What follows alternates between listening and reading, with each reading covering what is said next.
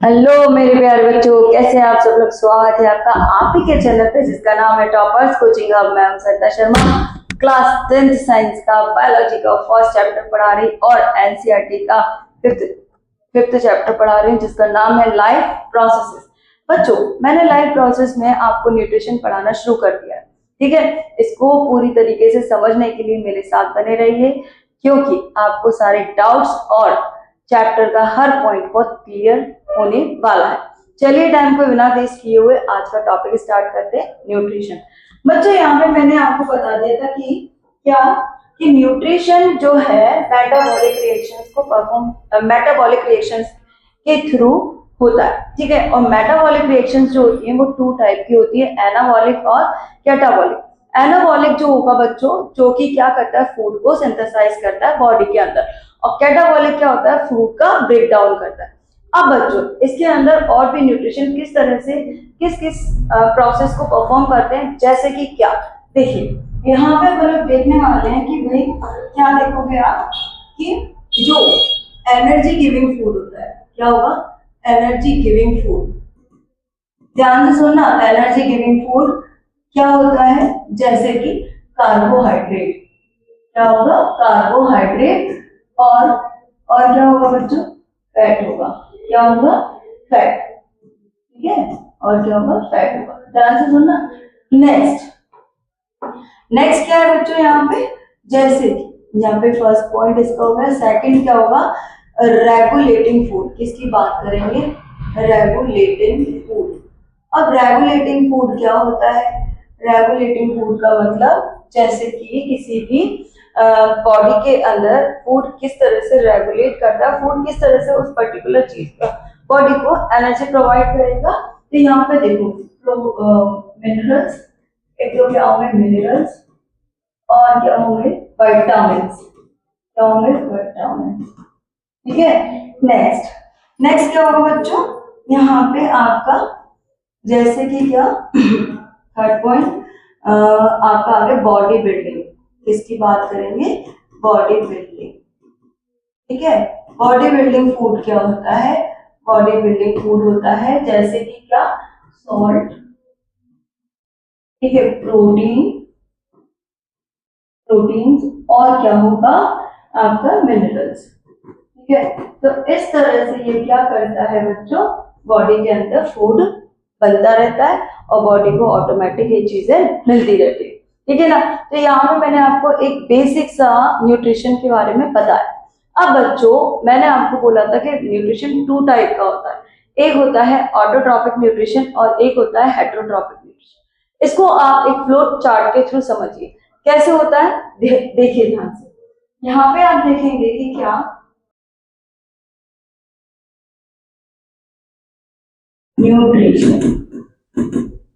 Nutrition को two part में divide किया।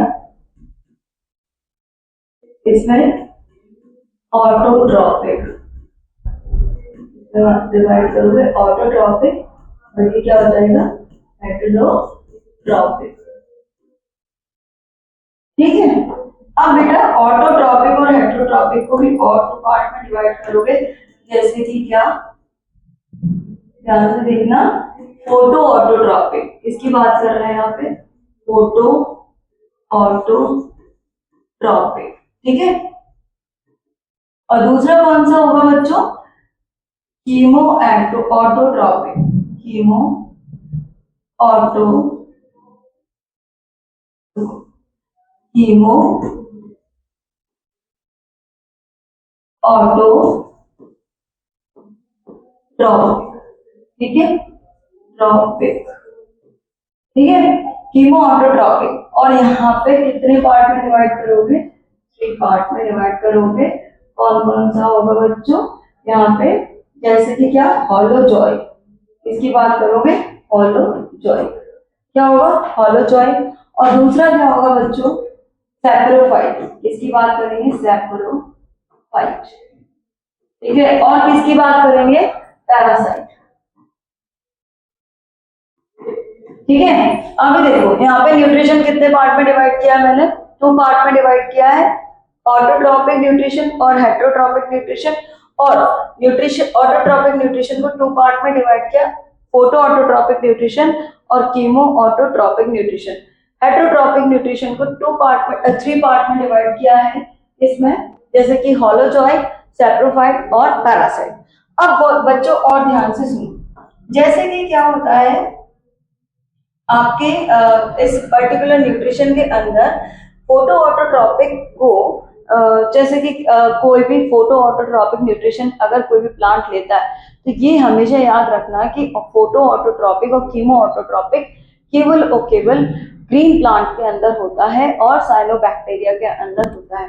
मतलब ऑटोट्रॉपिक न्यूट्रिशन जो होगा वो photo autotrophic nutrition all green plant के अंदर होगा और कीमो ऑटोट्रॉपिक न्यूट्रिशन जैसा कि साइनोबैक्टीरिया हुआ, मतलब कि केमिकल के थ्रू जो न्यूट्रिशन लेने वाले ऐसे प्लांट और बैक्टीरिया होते हैं उनके अंदर होता है। ठीक है, और साथ ही साथ होलोजॉइक न्यूट्रिशन किसके अंदर होगा, जैसे कि आपका होलोजॉइक न्यूट्रिशन रखने वाले अमीबा है जो कि यूनिसेलुलर ऑर्गेनिज्म है, ठीक है, मैन है, इन सब के अंदर 5 स्टेप को फॉलो करने वाला न्यूट्रिशन है। ये कितने स्टेप को फॉलो करता है, 5 स्टेप को फॉलो करता है। इसका एग्जाम्पल क्या होगा, मैन होगा। ठीक है, इनका एग्जाम्पल क्या होगा बच्चों, इसका एग्जाम्पल होगा ऑल ग्रीन प्लांट। कौन होंगे, ऑल ग्रीन प्लांट। ठीक है, और इनका एग्जाम्पल क्या होगा, साइनोबैक्टीरिया। साइनोबैक्टीरिया एंड कुछ ऐसे प्लांट जो कि जिनको सनलाइट की जरूरत बिल्कुल भी नहीं है, वो ऐसे किस में आएंगे, कीमो ऑटोट्रॉपिक न्यूट्रिशन के अंदर आएंगे। ये होलोजॉइक न्यूट्रिशन 5 स्टेप को फॉलो करता है और साथ ही साथ ये सैप्रोफाइट डेड डिकेइंग एग्जांपल क्या है, इसका एग्जांपल होगा डेड डिके। कौन होंगे, डेड डिके, डेड डिके। और बच्चों पैरासाइट न्यूट्रिशन किसके अंदर होगा, जैसे कि मॉस्किटो। मॉस्किटो मतलब समझ में आया आपको, मॉस्किटो।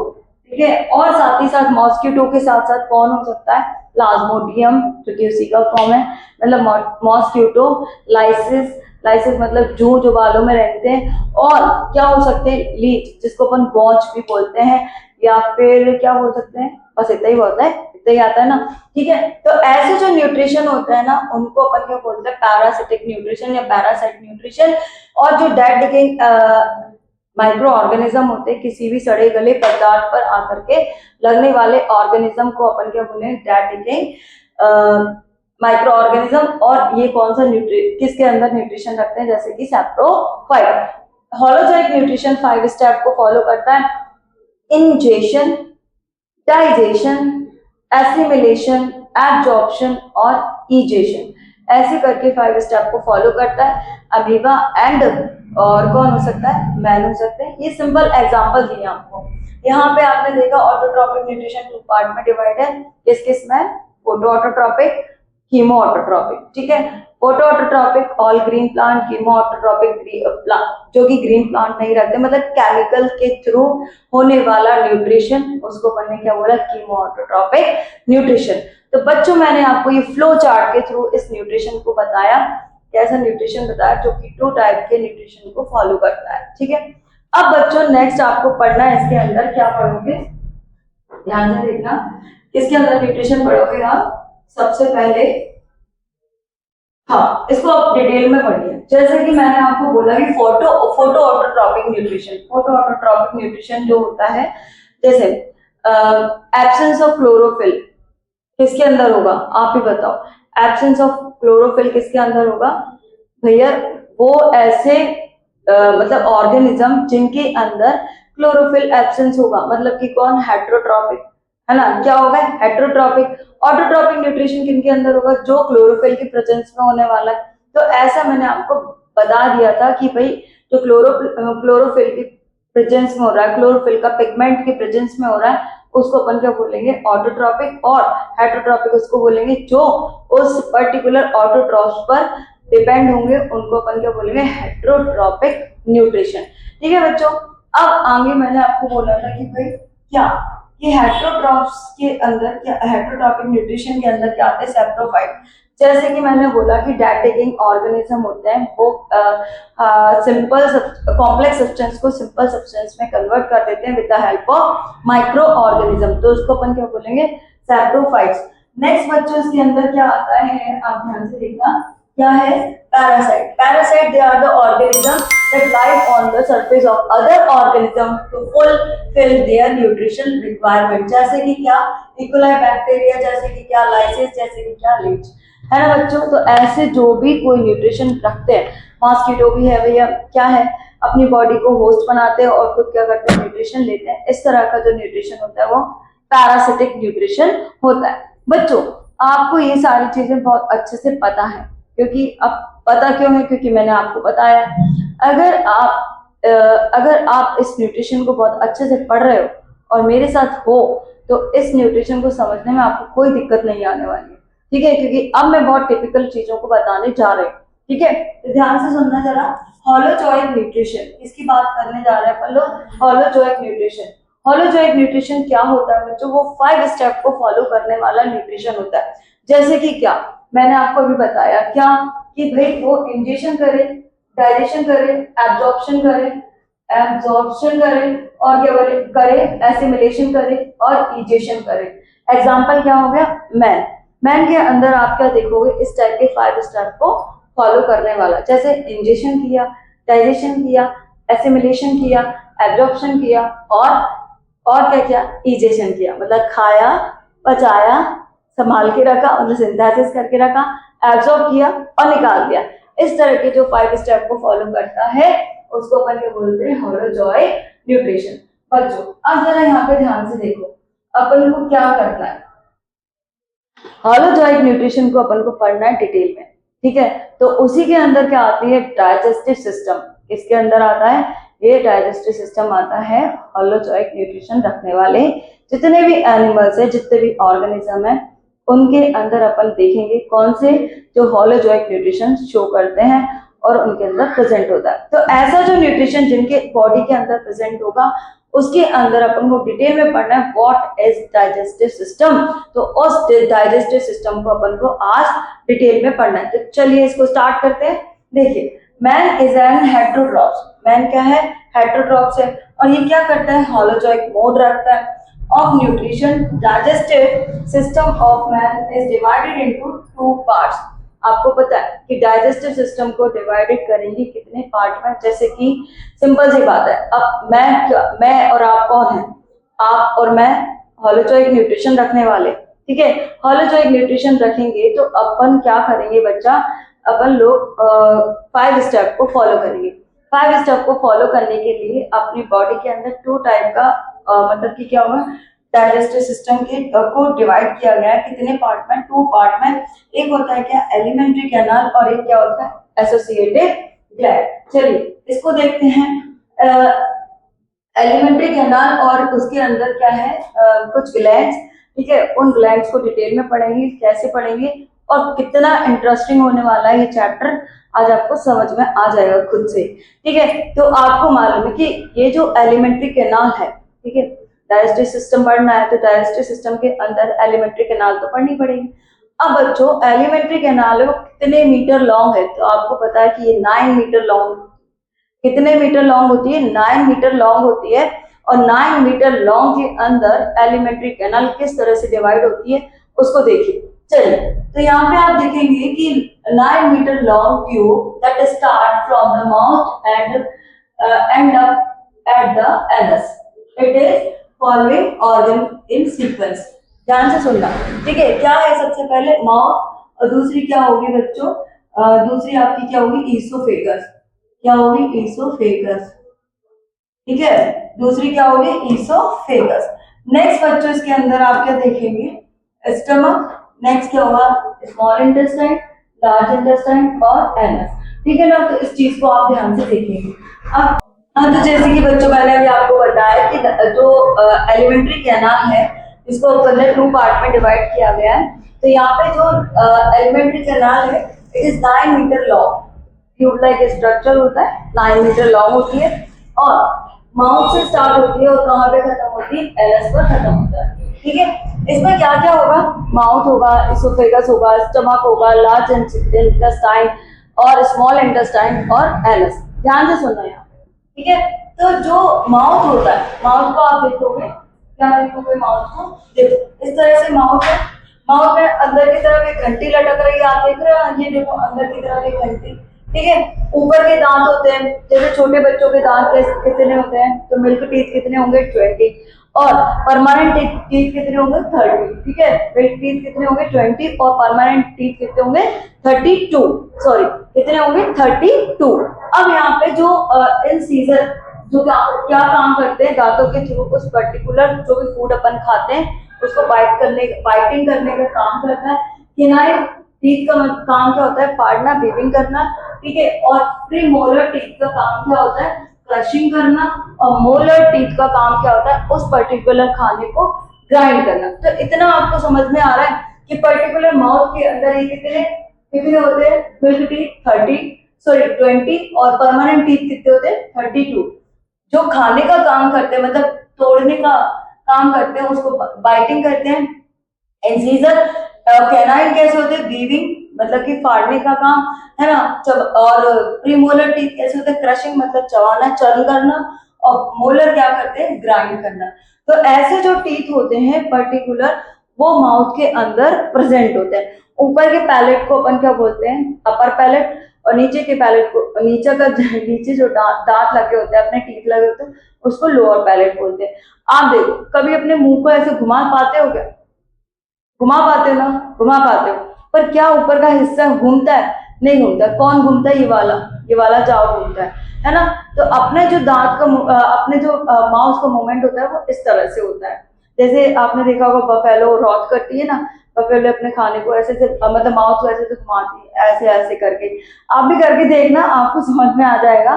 तो ऐसे अपने माउथ को वो क्या करते हैं, घुमाते हैं, जिसके थ्रू क्या होता है, उनका खाना खाया जाता है, उनके द्वारा वो अपने खाने को अंदर की तरफ खाती हैं और निगलती है। ऐसे अपन लोग भी करते हैं कि अपन अपने खाने को पहले क्या करेंगे, तोड़ेंगे, फिर अंदर की तरफ उस मतलब वो अपने आप को ऑटोमेटिक वीविंग होगा, फिर उसके बाद क्रशिंग होगा, फिर उसके बाद ग्राइंडिंग होगा। इस तरह से जो प्रोसेस होती है वो अपने टीथ के अंदर होती है, मतलब माउथ के अंदर होती है। अब जरा ध्यान से देखो, यहाँ पे आप देखोगे माउथ माउथ क्या है, बक्कल कैविटी। ये जो अपना पूरा हिस्सा है इसको अपन क्या बोलते हैं, ऊपर और नीचे को बक्कल कैविटी, ठीक है। अब उसके बाद क्या है, फूड पाइप। इसोफेगस किस में कन्वर्ट होती है, फूड पाइप। ध्यान से देखना, ये यहाँ पे आप क्या लिखोगे, इसोफेगस। थोड़ी सी स्पेलिंग मिस्टेक है तो आप इसको खुद से सही कर लेना, इसोफेगस, ठीक है। क्या होगी, इसोफेगस, ठीक है। इसोफेगस, उसके इसोफेगस कैसे, फूड पाइप, ठीक है। किसमें, फूड पाइप। यहाँ पे क्या है, स्टमक कैसा है, जे शेप का।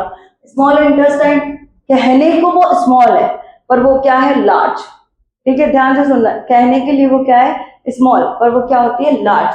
और ऐसे क्या है, लार्ज इंटेस्टाइन, कहने के लिए वो लार्ज है पर वो कैसी होती है, छोटी, मतलब कि स्टार्टर वाइड, मतलब कि छोटी और मोटी, कैसी होगी, छोटी और मोटी। तो इसके बाद एनस जो कि रेक्टम में कन्वर्ट होता है, ठीक है। अभी देखना आप इसके डायग्राम, इससे आपको समझ में आएगा। ध्यान से देखेंगे अपन इसके डायग्राम को, जैसे कि यहाँ पे देखो, देखो जरा यहाँ पे जे शेप्ड का स्ट्रक्चर है, ये कैसा है, जे शेप्ड का स्ट्रक्चर है। वो दूसरे पेन से बताती हूँ, आपको समझ में आएगा। ध्यान से देखना, जे शेप्ड स्ट्रक्चर है, ठीक है, इस टाइप से, ठीक है। ये क्या है भाई, ये वाला सब लीवर का, और ये क्या है, स्मॉल इंटेस्टाइन, ये क्या है, स्मॉल इंटेस्टाइन, और ये क्या है, लार्ज इंटेस्टाइन, ठीक है। और यहाँ पे क्या होता है, पैनक्रियास, अंदर की तरफ क्या होगा, पैनक्रियास। मैं इसको डायग्राम बना करके, इस डायग्राम को आपको बना करके बताऊंगी। और लास्ट में ये क्या होता है, एनस, और ये क्या होता है, रेक्टम, ठीक है। अब बच्चों इसके अंदर आप क्या देखोगे, जैसे कि इस प्रोसेस के अंदर आप क्या देखोगे, जो एलिमेंट्री कैनाल है वो स्टार्ट कहाँ से होती है, माउथ से स्टार्ट होती है। कहाँ से होती है, माउथ से स्टार्ट होती है। तो यहाँ पे क्या होगा, सबसे पहले ध्यान से देखेंगे आप, यहाँ पे क्या होगा कि जो माउथ के अंदर क्या प्रेजेंट होती है, सलाइवा। सलाइवा में क्या प्रेजेंट होता है भाई, सीधी सी बात है ना, सलाइवा के अंदर क्या होगा, एमाइलेज एंजाइम। एमाइलेज एंजाइम का एक और नाम होता है टाइलिन। क्या होता है, टाइलिन। सलाइवरी ग्लैंड से क्या निकलेगा, सलाइवा, सलाइवा क्या निकालेगा, एक एंजाइम जिसका नाम है एमाइलेज, और एमाइलेज का दूसरा नाम क्या है, टाइलिन एंजाइम। बच्चों देखिए जरा ध्यान से, In mouth, saliva is secreted through and salivary gland. किसके थ्रू सीक्रेट होता है? salivary gland के through. Contains amylase enzyme which start the digestion of इसका digestion of starch. सबसे पहले एंजाइम कौन सा निकलेगा? amylase enzyme. वो सबसे पहले क्या करेगा? स्टार्च को डाइजेस्ट करने में हेल्प करेगा. ठीक है, तो यहाँ पे क्या होगा? The masticated food is rolled into the vellus and solid food pipe by the peristaltic movement passes in the stomach. ठीक है, तो यहाँ पे क्या होने वाला है? ध्यान से देखेंगे आप कि इस पर्टिकुलर जगह पे सलाइवरी ग्लैंड निकलेगी. सलाइवरी ग्लैंड यहाँ पे होती है ना. सलाइवरी ग्लैंड क्या कंटेन करती है? सलाइवा को. सलाइवा के अंदर क्या है? स्टार्च, और स्टार्च से क्या बनेगा? माल्टोज. यहाँ पे एंजाइम काम करने वाला होता है. कौन? एंजाइम काम करने वाला होता है. कौन सा? Amylase enzyme. अब इसको मेरी लैंग्वेज में समझिए. आपने फूड खाया, ठीक है, फूड खाया तो सबसे पहले आप फूड को ऐसे तोड़ोगे. ऑब्वियस सी बात है, पहले फूड को क्या करता है? ऐसे ही तोड़ता है. फिर उसके बाद वो चर्न होगा. चर्न होने के बाद ग्राइंड होगा. अब आप ही को पता है कि सबसे पहले आप फूड को खाओगे तो फूड सबसे पहले क्या होगा? बैट होगा ना, गीला होगा ना, और उससे सलाइवा के थ्रू वो फूड पूरी तरह से गीला हो जाएगा. गीला होने के बाद इसमें से एंजाइम सीक्रेट होंगे, और एंजाइम जो होंगे इस पर्टिकुलर रिएक्शन को परफॉर्म करने में हेल्प करेंगे. अब बच्चों देखो, पूरी तरह से खाना खिल जाएगा. ऐसा तो नहीं होता ना कि आपने दाल चावल सब्जी रोटी खाया वो डायरेक्ट स्टमक में पहुंच गया. नहीं, ऐसा नहीं होता. अपन को जो फूड चाहिए होता है वो केमिकल फॉर्म में चाहिए होता है. इसके फॉर्म में? केमिकल फॉर्म में. अब ये जो फूड होगा वो आपका केमिकल फॉर्म में कन्वर्ट होने के लिए तैयार हो रहा है. तो सबसे पहले क्या होगा? एमाइलेज के एंजाइम के थ्रू फूड किसमें कन्वर्ट हो गया? स्टार्च में. कौन सा सबसे पहले डाइजेशन होगा? बेटा स्टार्च का डाइजेशन होने जा रहा है, जो कि क्या होता है? कार्बोहाइड्रेट. ठीक है, अब ये कन्वर्ट हो जाएगा किसमें? माल्टोज. मतलब चीजें क्या होगी? रखती चली जाएंगी. क्या होती जाएंगी? रखती चली. माल्टोज बन गया. अब माल्टोज है, ठीक है, ये सारा खाना कहाँ जाएगा? इसोफेगस के थ्रू, मतलब कि जो फूड पाइप के थ्रू कहाँ पे जाएगा? कहाँ पे जाएगा बताओ? ये फूड पाइप के थ्रू कहाँ जाएगा? आपके स्टमक में. अब बच्चों इसके अंदर सबसे पहले क्या होगा? मैस्टिकेटेड फूड, मतलब कि जो पूरी तरह से फूड रोल्ड हो चुका है, चर्न हो चुका है, ग्राइंड हो चुका है, उसको अपन ने मैस्टिकेटेड फूड बोल दिया. ठीक है, अब इसके अंदर जो फूड होगा वो किस तरह का मूवमेंट शो करेगा. तो आपको मालूम है फूड जैसे कि फूड पाइप में गया. अब जो फूड पाइप है जो कि इसोफेगस है वो कुछ किस तरह की होती है? जैसे आपने एक ट्रांसमिशन का पाइप देखा होगा. देखा है कि नहीं देखा? उसको देखा है ना? उसको मतलब एक एग्जांपल ले रही हूँ, ठीक है, कहीं और मत बोल देना. ये एग्जांपल ले रहे हैं. जो पाइप होता है ना वैसा वाला, ठीक है, उस पाइप में जो आपने देखोगे इस तरह से बनी होती है इसकी लेयर. देखो कुछ इस तरह से बनी होती है. अब उसको इस तरह से काट दो बीच में से, तो वो ऐसा बन जाएगा शी शेप का. ऐसा बन जाएगा शी शेप का. तो वो इस तरह से रखा रहेगा. ठीक है, पाइप ऐसे रखा रहेगा. अब बच्चों यहाँ पे खाना ग्राइंड होके कहाँ जाएगा? किसमें? Food pipe. तो फूड पाइप में जाएगा तो कैसे होगा भाई? फूड पाइप में जाएगा तो कैसे होगा कि फूड पाइप में गया तो पहले क्या होगा? Contraction relaxation, contraction relaxation, contraction relaxation. तो जब ये कॉन्ट्रैक्शन एंड रिलैक्सेशन होता है किसी भी फूड पाइप में, या मतलब अपन सब लोग के फूड पाइप में, तो यहाँ पे कौन सी प्रोसेस होती है? पैरिसिस्टालिक मूवमेंट. पैरिसिस्टालिक मूवमेंट जो कि क्या करता है? पर्टिकुलर फूड को relaxation contraction, relaxation contraction, relaxation contraction. यहाँ पे क्या होगा? फूड आएगा, फिर फूड को क्या कर देगा? छोड़ देगा. फिर फूड को फिर मतलब रिलैक्स होगा, फिर कॉन्ट्रैक्ट करेगा. मतलब कोई भी चीज होगी, पहले आई, ठीक है, तो उसने ले लिया, फिर क्या होगा? रिलैक्स कर देगा. फिर क्या होगा? कॉन्ट्रैक्ट होगा. फिर क्या होगा? रिलैक्स होगा. फिर क्या होगा? कॉन्ट्रैक्ट. इस तरह से जो फूड बार बार कॉन्ट्रैक्शन रिलैक्सेशन शो करता है, और फूड इस तरह से मतलब मूवमेंट को शो कराता है. कोई भी फूड पाइप उसके थ्रू फूड नीचे की तरफ ढकेलता जाता है, नीचे की तरफ जाता है और हमारे स्टमक में पहुंच जाता है. ठीक है, इतनी बात क्लियर हुई? हमारे स्टमक में क्या पहुंच जाता है? फूड पहुंच जाता है पूरी तरीके से. ठीक है, अब बच्चों यहाँ पे क्या होने वाला है? ध्यान से सुनना है आपको. नेक्स्ट प्रोसेस में क्या होगा बच्चों, देखिए यहाँ पे सबसे पहले हमारे स्टमक में क्या पहुंच गया, फूड पहुंच गया। अब बच्चों यहाँ पे स्टमक में भी बहुत सारी प्रोसेस होने वाली है। क्या होने वाली, बहुत सारी प्रोसेस। कैसी प्रोसेस होगी भाई, क्या होगा, तो यहाँ पे क्या होने वाला है कि भाई जैसे ही स्टमक में फूड पहुंच गया, ठीक है, तो यहाँ पे क्या होगा कि गैस्ट्रिक ग्लैंड के थ्रू सबसे पहले कौन से फैमिलियर होगा, पहले सलाइवरी ग्लैंड से हुआ, अब किससे फैमिलियर होगा अपना फूड, किससे होगा फैमिलियर, गैस्ट्रिक ग्लैंड से। गैस्ट्रिक ग्लैंड में क्या प्रेजेंट होते हैं, गैस्ट्रिक जूसेस। क्या प्रेजेंट होते हैं, ध्यान से सुनना है, बहुत इंटरेस्टिंग चीजें हैं। गैस्ट्रिक ग्लैंड से क्या निकलेंगे, गैस्ट्रिक जूसेस निकलेंगे। गैस्ट्रिक जूसेस में क्या होगा, तो बच्चों जैसे ही फूड में क्या पहुंचा, सॉरी, जैसे स्टमक में फूड पहुंचा तो सबसे पहले यहाँ पे सबसे ज्यादा जो मुश्किल काम है वो प्रोटीन को डाइजेस्ट करना है। सबसे पहले किसको डाइजेस्ट करना पड़ेगा, पहले तो भाई स्टार्च था तो वो जल्दी से डाइजेस्ट हो गया, अब भैया प्रोटीन को डाइजेस्ट करना है। तो प्रोटीन को डाइजेस्ट करने के लिए क्या चाहिए, एसिडिक मटेरियल, क्योंकि हमें पता है कि प्रोटीन को डाइजेस्ट करने के लिए एसिडिक मटेरियल चाहिए होता है। अब ये एसिडिक मटेरियल लाए कहाँ से लाए एसिडिक मटेरियल, क्योंकि आपको मालूम है एसिडिक मटेरियल जो भी होता है वो हार्मफुल होता है, ठीक है, ऐसा हार्मफुल होता है कि वो स्टमक की वॉल को जला दे।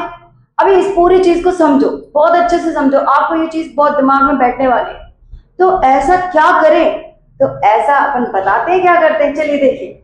यहाँ पे सबसे पहले आप देखेंगे गैस्ट्रिक ग्लैंड से क्या निकलेगा, गैस्ट्रिक जूस निकलेगा। सबसे पहले क्या निकलने वाला है, गैस्ट्रिक जूस निकलने वाला है। क्या निकलेगा, गैस्ट्रिक जूस। फिर बच्चों आपको मालूम, मैंने क्या बोला, प्रोटीन को डाइजेस्ट करना है। किसको करना है, प्रोटीन को डाइजेस्ट करना है। किसको करना है, प्रोटीन को डाइजेस्ट करना है। अब प्रोटीन को डाइजेस्ट करने के लिए क्या चाहिए भाई, एसिडिक मीडियम। क्या चाहिए, एसिडिक मीडियम चाहिए, ठीक है, मीडियम चाहिए।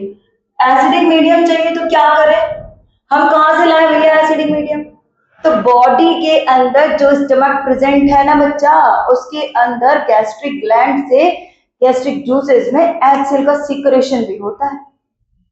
क्या होता है, HCl का सिक्रेशन। अब HCl अगर किसी की वॉल पर मतलब किसी भी स्किन पर गिर जाए, किसी भी चीज पर गिर जाए, वो अपने लिए हार्मफुल होता है। तो क्या करें, हार्मफुल होता है तो क्या करें, तो क्या प्रोटीन को डाइजेस्ट नहीं करें, करें, पर कैसे करें, ये चीज सुनिए। तो आपको पता है, आपको नहीं पता होगा ना, मैं बता रही, ये स्टमक की वाल है, ठीक है, स्टमक की वाल में बेटा क्या होगा, यहाँ पे HCl जैसे ही आएगा तो HCl नहीं आएगा, तो भाई HCl आएगा तो स्टमक की वाल जल जाएगी। तो क्या होगा बच्चों, यहाँ पे एक और सीक्रेशन होता है, म्यूकस की ग्लैंड। ये क्या होती है, म्यूकस की ग्लैंड। म्यूकस यहाँ से क्या होगा, सीक्रेट होगा। अब जैसे ही किसी भी प्रोटीन को डाइजेस्ट करने के लिए कोई भी एसिड आता है, तो ये म्यूकस की ग्लैंड इस स्टमक वॉल को क्या करती है, प्रोटेक्शन देती है।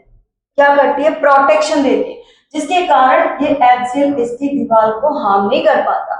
और क्या होता है भाई, इसके थ्रू क्या हो जाएगा, जैसे HCl मिल गया, प्रोटीन डाइजेस्ट हो गया, और प्रोटीन डाइजेस्ट हो गया तो क्या हो गया कि भाई प्रोटीन किस में कन्वर्ट हो गया, पेप्टोन्स में। किस में कन्वर्ट हो जाएगा, पेप्टोन्स में। अब इसको अच्छे से समझो, देखो ध्यान से सुनना मेरी बात को, ध्यान से सुनना। सबसे पहले क्या होगा भाई, गैस्ट्रिक जूस से गैस्ट्रिक ग्लैंड से गैस्ट्रिक जूसेस का सिक्रेशन होगा, ठीक है। अभी यहाँ पे अपन को प्रोटीन को डाइजेस्ट करना है, क्योंकि अपन ने दाल खाई थी, दाल में क्या होता है, प्रोटीन होता है, ठीक है। अब प्रोटीन को क्या करना है भाई, डाइजेस्ट करना है। डाइजेस्ट करने के लिए क्या चाहिए, HCl, एसिडिक मीडियम चाहिए। एसिडिक मीडियम होगा तो स्टमक की वाल जल जाएगी, तो क्या होगा, म्यूकस का सिक्रेशन होगा। म्यूकस उस एसिडिक मीडियम से उस स्टमक की वॉल को बचा लेगी, ठीक है, और प्रोटीन का क्या कर जाएगी, डाइजेशन कर जाएगी with the help of pepsin. किसके थ्रू, पेप्सिन के थ्रू। और पेप्सिन के थ्रू क्या होगा, पेप्सिन के थ्रू क्या होगा, प्रोटीन किसमें कन्वर्ट हो जाएगा, पेप्टोन्स में। किसमें कन्वर्ट हो गया, पेप्टोन्स में। किसमें कन्वर्ट हो गया, पेप्टोन्स में। प्रोटीन किसमें कन्वर्ट हो जाएगा, पेप्टोन्स में कन्वर्ट हो जाएगा with the help of pepsin. किसकी हेल्प से, पेप्सिन की हेल्प से ये क्या हो जाएगा, कन्वर्ट हो जाएगा। दूसरा बच्चों, यहाँ पे आप देखोगे कि रेनिन है, रेनिन मिल्क को किस में कन्वर्ट करता है, कर्ड में। जैसे तुमने देखा हो छोटे बच्चे जब दूध पीते हैं तो माँ उनकी सहला नहीं पाती है अपने बच्चे को, तो उसके मुंह में से क्या निकलता है, दही टाइप का निकलता है ना। तो मिल्क जो होता है वो पेट में अच्छे से नहीं रह पाता है, मतलब अच्छे से क्या, जैसे उसको मीडियम ऐसा मिल जाता है एसिडिक मीडियम, तो वो किस में कन्वर्ट हो जाता है, कर्ड में कन्वर्ट हो जाता है। तो रेनिन क्या करता है, मिल्क को किस में कन्वर्ट कर देता है, कर्ड में कन्वर्ट कर देता है। ठीक है, तो ये चीज क्लियर हुई कि गैस्ट्रिक ग्लैंड से क्या निकले, गैस्ट्रिक जूसेस। गैस्ट्रिक जूसेस क्या करते हैं, पेप्सिन को किस में, सॉरी प्रोटीन को किस में कन्वर्ट करते हैं, बोलो किस में कन्वर्ट करते हैं, ये फिर से बताओ आप, किसमें कन्वर्ट करते हैं, प्रोटीन को पैक्टोन्स में कन्वर्ट करते हैं। पैक्टोन्स में कन्वर्ट करने के लिए उसको क्या चाहिए, एसिडिक मीडियम।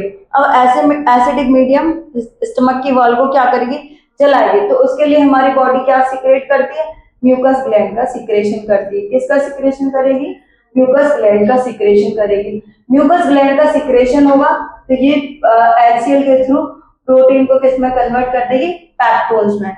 दूसरा एंजाइम क्या होता है, रेनिन। रेनिन क्या करता है, मिल्क को किसमें कन्वर्ट कर देता है, with the help of enzyme. कौन सा, रेनिन एंजाइम मिल्क को किसमें कन्वर्ट कर देगा, कर्ड में कन्वर्ट कर देगा। तो सिंपल सी बात समझ में आई कि सबसे पहले एमाइलेज एंजाइम से, सॉरी सलाइवरी ग्लैंड से सलाइवा का सिक्रेशन हुआ।